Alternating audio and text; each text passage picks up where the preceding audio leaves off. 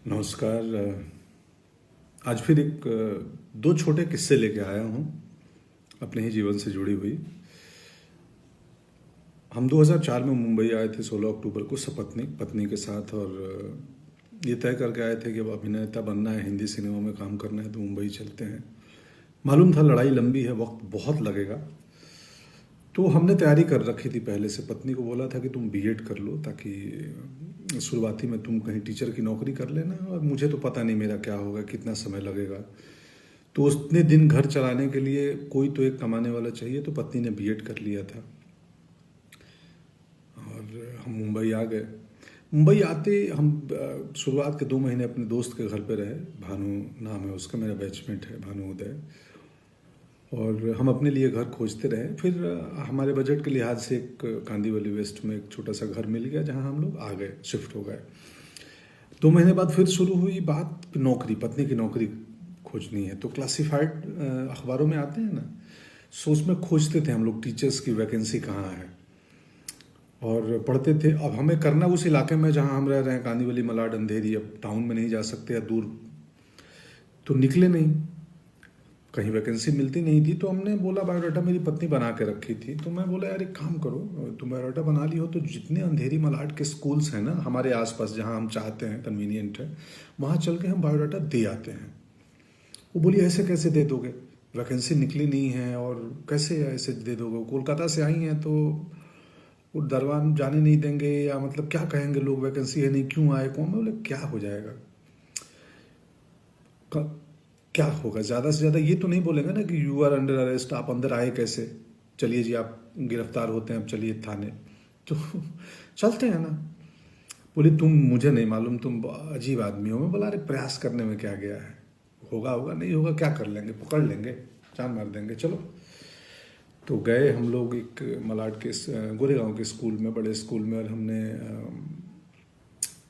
दरवान पूछा क्या है, गार्डन ने बोला नहीं रिसेप्शन पे मिलना है, कुछ जानकारी लेनी है, यहाँ लिख दो। चले गए। मैं नहीं गया, वो गई थी, मैं बाहर खड़ा था। रिसेप्शन पे ये बोलना उसको मत बताना बायोडाटा, उसको बोलना कि मुझे रिसेप्शन से कुछ इन्फॉर्मेशन लेनी है। अंदर गई और उन्होंने बोला भाई एक बायोडाटा है, मैं टीचर की नौकरी खोज रही हूँ। तो रिसेप्शन पे जो महिला बैठी थी उन्होंने बोला हमारे पास वैकेंसी तो है नहीं, बट ठीक है आप आई हो तो दे दो, हम एडमिन तक पहुँचा देंगे, अगर उनकी ज़रूरत हुई तो आपको बुलाएंगे।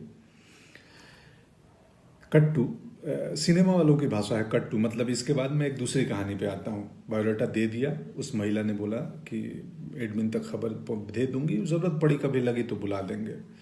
आ गई, बोले चलो ठीक है, बस हमने अपना काम कर लिया। दूसरी कहानी मेरी क्या चल रही थी, मैं उस समय हार्ड कॉपी तस्वीरों का वक्त था, तब मेल नहीं आए थे कि हम मेल कर दे तस्वीरें, या ऑडिशन बाद का चीज़ है, पहले आपकी तस्वीर पसंद आनी चाहिए तब ऑडिशन के लिए बुलाते थे, और तब कास्टिंग डायरेक्टर्स भी नहीं आए थे। अभी जो बहुत सारी कंपनियां हैं, बहुत सारे लोग हैं करते हैं और अच्छा काम कर रहे हैं। तो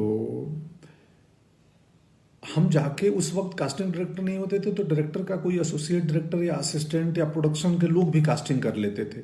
और तब कास्टिंग मतलब बहुत छोटे छोटे रोल्स में नए एक्टर को लिया जाता था, और जो भी एक सेट पैटर्न था, ये हीरो, ये हीरोइन, ये विलेन, वकील, इंस्पेक्टर भी सेट थे। तो 2004-5 की बात है ये। तो मैं जाता था दफ्तर में, दरवान रोक दे कहीं बड़ी कंपनी, किसी फिल्म ऑफिस में गया तो मैं बोलता था कि यार मेरे को बोला किसने बुलाया है, मैं बुलाया नहीं, मेरे को ईश्वर जी भेजे हैं कि वो राहुल, रवि, जो भी नाम है उस एसोसिएट की, उनसे मिलना है, ईश्वर जी भेजे हैं। बोला अच्छा। वो फ़ोन करे कि भाई कोई आए हैं, पंकज नाम है, ईश्वर जी भेजे हैं। तो बोले अच्छा कौन, भेज दो, मिलता हूँ, देखता हूँ कौन। या अंदर पहुंच जाए, छोटा दफ्तर हो, रिसेप्शन तक पहुंच गए सीधे, तो फ्रंट डेस्क पे जो भी रिसेप्शन पे महिला बैठी हैं, जी हाँ क्या।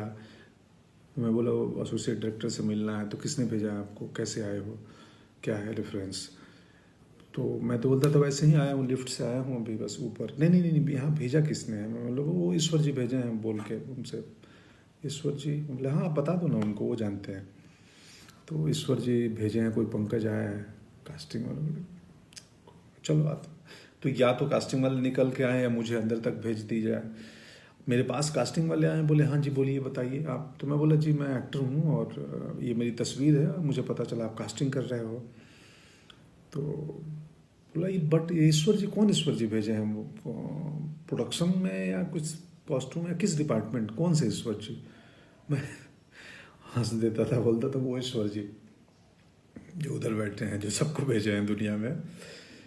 तो कई लोग हंस देते थे, ये 2-4 बार ही हुआ, अक्सर नहीं हुआ है ये किस्सा। कई लोग हंस देते थे और बोलते थे यार बढ़िया सेंस ऑफ ह्यूमर है या बढ़िया अप्रोच है तुम्हारा, लाओ तस्वीर दो, कहाँ से एक्टिंग सीखे हो, क्या किए हो। एक आध नाराज भी हो जाते थे। 2-4 बार किया था ये। मुझे मेरे दोस्त आज ही फोन आया था दिन में, हेमंत का, तो उन्होंने बताया कि यार तुम, याद है तेरे को तो ईश्वर जी बोल के कहीं घुस जाते थे कि ईश्वर जी भेजे हैं। तो याद आया। और हम एक्टर्स को कैसे पता चलती थी कि कास्टिंग कहाँ हो रही है? एक इन्फिनिटी मॉल है अंधेरी में, वहाँ पे बहुत सारे एक्टर्स शाम को बैठते थे और वहाँ इन्फॉर्मेशन एक दूसरे को दी जाती थी। हम इतने वहाँ इकट्ठे होने लगे कि बाद में मॉल के जो सिक्योरिटी मैनेजमेंट, सिक्योरिटी वालों ने हमें खदेड़ दिया कि तुम लोग चले जाओ, यहाँ भीड़ नहीं चाहिए।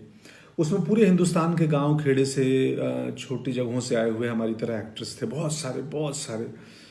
बाद में सुजान सिंह चौक बन गया, वो भी एक एक्टर हैं सुजान जी। हम बहुत सारे दोस्त थे, अब नाम लूंगा तो 1000 नाम हो जाएंगे जो वहाँ बैठते थे।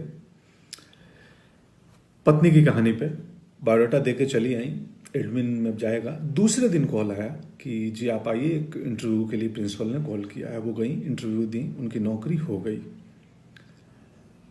पढ़ाने लगी, हमारा दुकान चल गया और मैं ईश्वर के बहाने से दफ्तर दफ्तर घूमते रहा। मेरे ईश्वर काम नहीं आ रहे थे, कास्टिंग नहीं हो रही थी।